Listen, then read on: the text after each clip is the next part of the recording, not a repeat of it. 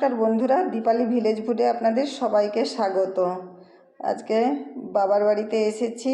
বাবার বাড়িতে কিছু সবজি চাষ করা হয়েছে এবং ছোট্ট করে একটা বাগানে লেবু, পেয়ারা, কলা প্রচুর হয়েছে।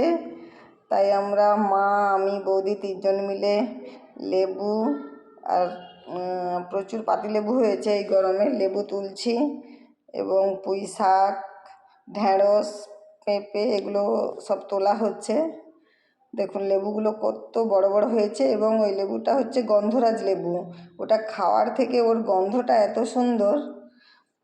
আর পেয়ারা ছোট ছোট করে ধরেছে। পুঁই শাকগুলো তুলেছে, একবারে টাটকা পুঁই শাক।